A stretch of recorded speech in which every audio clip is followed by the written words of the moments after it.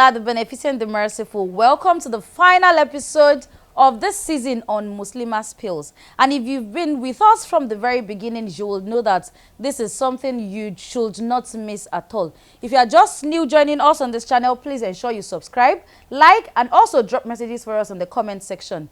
Please do note that you can also leave suggested topics in the comment box where we get to review them and prepare for a wonderful next season. And so on this segment, we are discussing the way forward.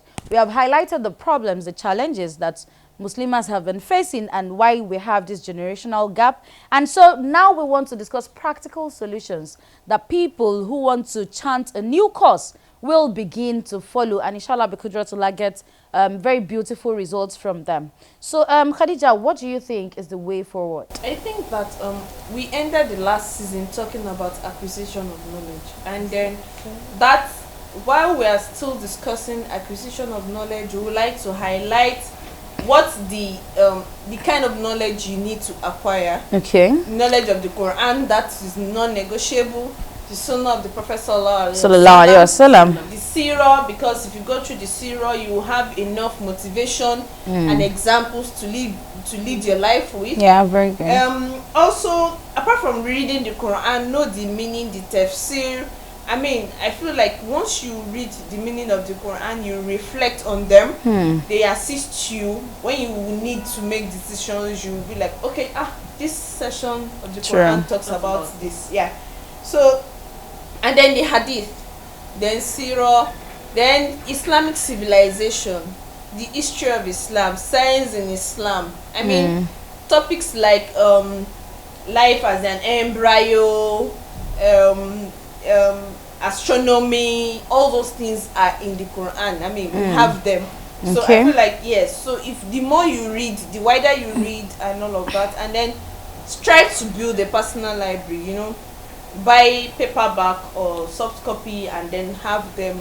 If you buy a book with your money, it's going to be very difficult for you not to read it at all. I feel that in addition to what you just mentioned, I think that people, we as a people need to go back to madrasa. Yes. I really don't mean the madrasa of those days where you get spanked, you know, like get several strokes for missing out on something.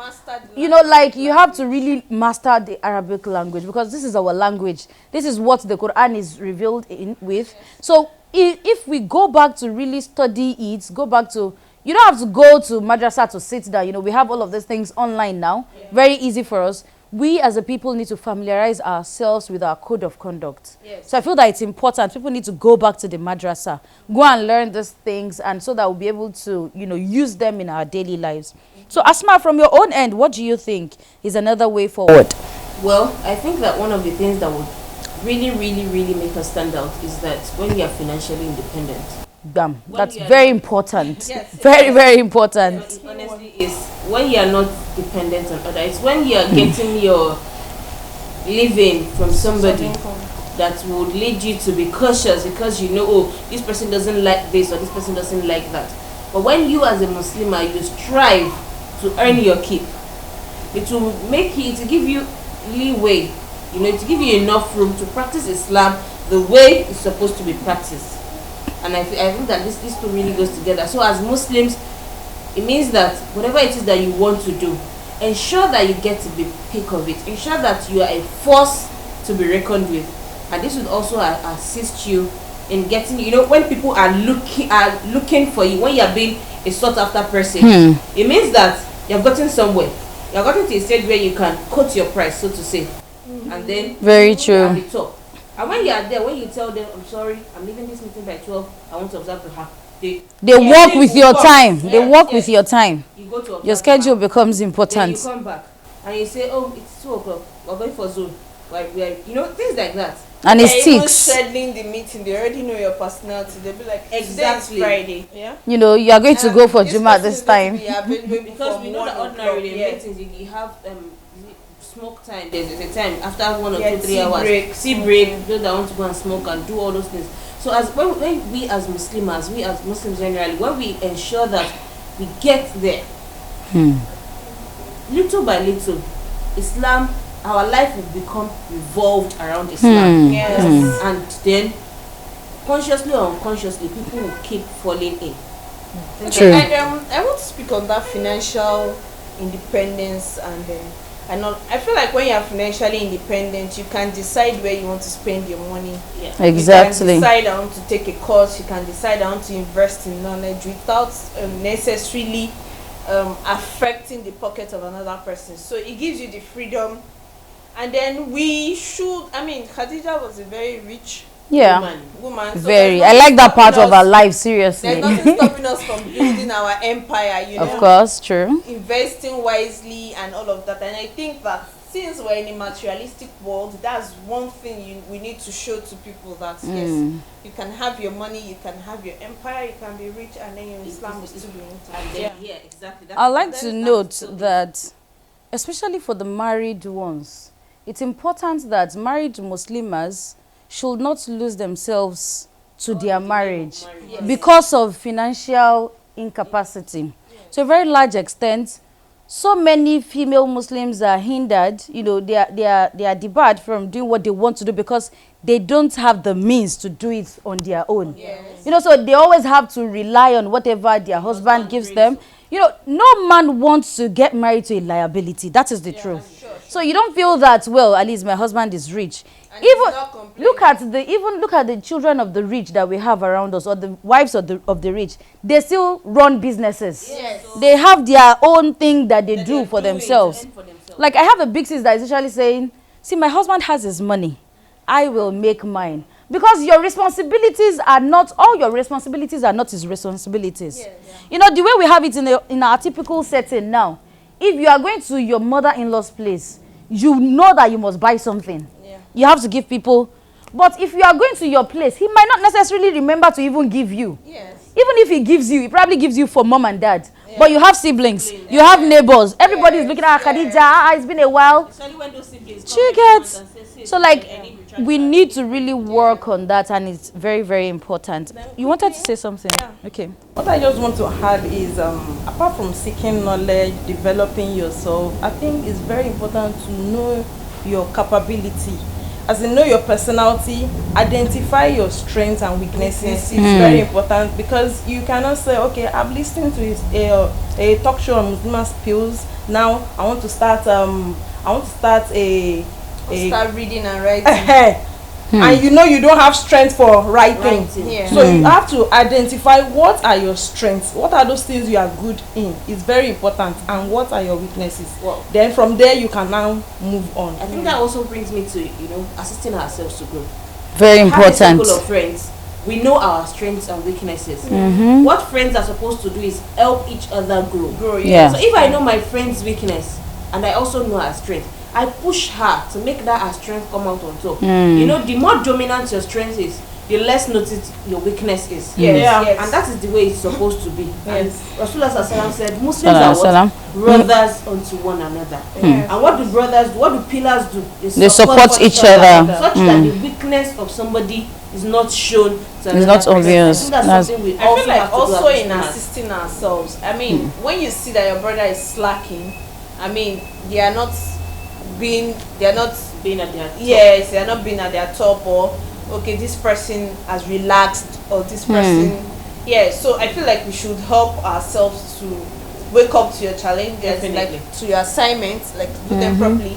And at the same time, when one of us has a challenge, I mean, if we all sit down to look at it, okay, if it's a challenge of, okay, I'm going to go to school, I'm running this program, I'm going to go to work, where do I put the kids, you know? We can, as a community, be there for one another and assist one another. So it's a very important point. I like the fact that, you know, you mentioned the fact when we need to be there for each other, especially now that we're encouraging Muslims to be learned, to be educated, and pursue their education further. We will always need that support system. You know, like for every Muslimah, you must be able to decipher what your support system is. Is it your mom? Is it your mother-in-law? Know them, because you know you can't just keep kids. Exactly, you need to know exactly what your support system is and work around that judiciously in a way that you're able to make good out of it. Another thing I'd like to call our attention to is that I think Muslims need to build on existing legacies. Legacy, yeah. That's a very valid I point. think that Muslims generally need to build on existing legacies. I mean, Okay. there are examples around. Even if you look at Syria, I mean, Asma bin Abu Bakr built on the legacy of her father. Like her father was a caliph. True. So she was married to the prophet. Those legacies were there, and then she just used it to boomerang her career. Yeah. Hafsa too was the same thing. And if not even necessarily Islam. I mean, even in Islam, in contemporary times, you have the likes of Maryam Lemu. Yeah, Her parents exactly. were Islamic scholars, and then she just built on something the like that. foundation she Look had at the home. Queen's family in England. Yes, royalty. It's I something mean, that happens like that even in the royal kingdom. That is exactly how it's done. You just have to carry on the legacy. There are rules, quote Yes. and unquote, maybe Code not of published. conduct. Code of That's conduct, exactly. You way can't of just marry anybody. It's not about this is what I want to do. Or what It's about society this is doing. exactly. The influence cannot be just so rash that you feel that you want to throw everything away. Exactly. So I think that people need to know what is on ground, especially family background, those who have good family backgrounds. Your father is a scholar, your mother is a mualima, and then you feel that, well, that's like their life. Not how I want You to know, live. what exactly do you want people to say about you? What do you want your children to meet that you are setting as a standard for them? If your parents are not they are not scholars, like Yeah. so much, they've done you a favor. I mean, you've been born A Muslim. That is You're enough. not just born and trained a Muslim. Yes, and Like, average what's the Muslim excuse? at least goes to madrasa. To pray. The regular madrasa, you pray Juma.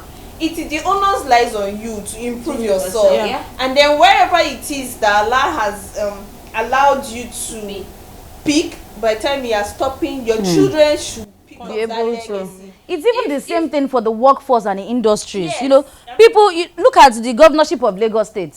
They always have it pre-planned. Yes. Somebody takes over from this person because it's like nobody wants a good work that has been done to be ruined. So I think that it's a very good thing that Muslims need to work I think in on. that light too, we need to focus on mentoring and networking. When I mean mentoring is that we already have some people making waves. I mean, succeeding in their careers and True. their personal life and making waves. I mean, they should endeavor. Number one, for a young person, you should endeavor to mentor. Allow them to mentor you. Allow them to guide you. Exactly. And then the older ones should be interested, like to volunteer to guide as Others. much people as possible. There is no beauty in you making succeeding in a particular career and not then it's having just prodigies. Exactly. They are living People that can take over aspect. So from. exactly, there's nobody to take over from you. I mean, I feel like that's a slap. That's To a very large extent, I feel that Muslims need to blow their trumpets. yes. We have Nobody people will do make. it for you. Nobody's going to do Nobody. it. And that's why people Make probably it feel nice. that we don't have success stories within us. Yes. Like we have success, we have professors, we have doctors, we have lawyers, we have baristas. So why exactly do people feel that? And in the House of Reps now, gradually we are having people, lawmakers Yes, who are politicians, gradually in the yeah. political field. So to a very large extent, we need to blow our trumpet ourselves. And to cap it up, there's this point that I want us all to contribute on, and that's like knowing yourself and developing your personality in conformity with Islamic principles. Yes. So what do you think, Asma?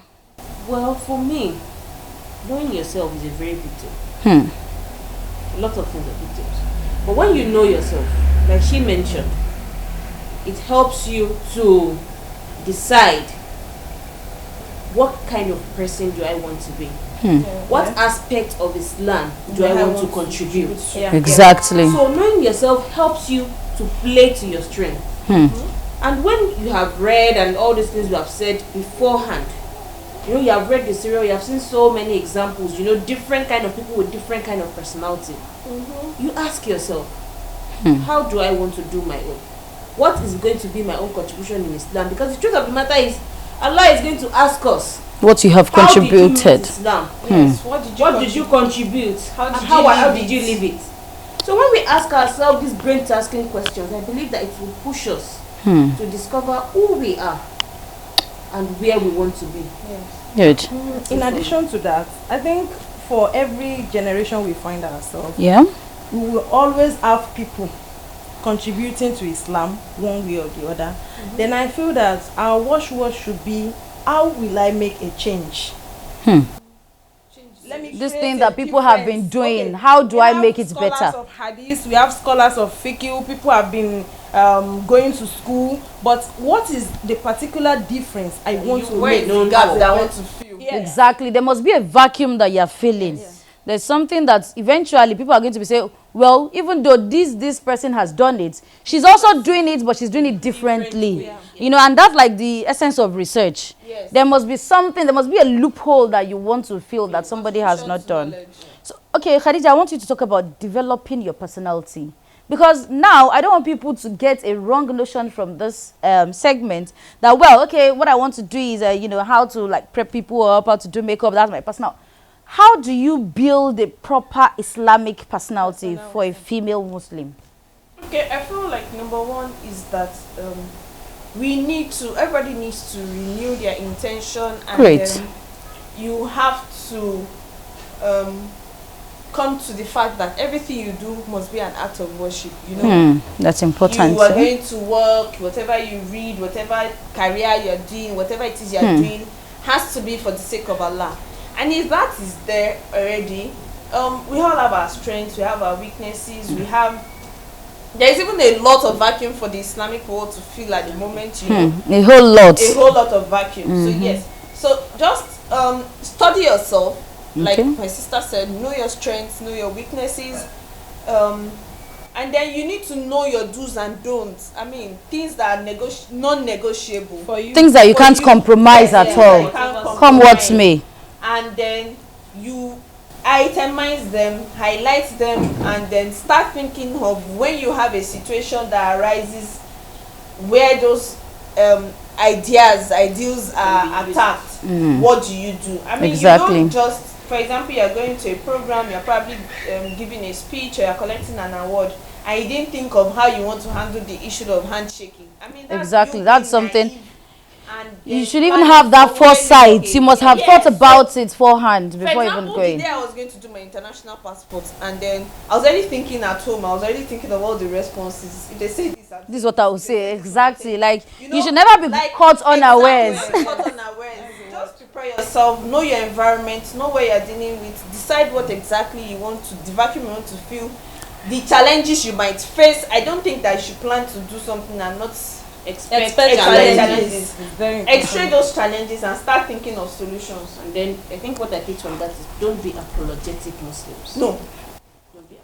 Well, I think on that note, we are going to have to stop it now. Do not be apologetic Muslims. If you have not picked anything from this show, please know this is Muslimah Spills. And we are all telling you, do not be apologetic about your Islam. We are happy that you have been with us till the end. Thank you, and we hope to see you next season. Assalamu alaikum wa rahmatullahi wa barakatuh. Wa alaikum assalam wa rahmatullahi wa barakatuh.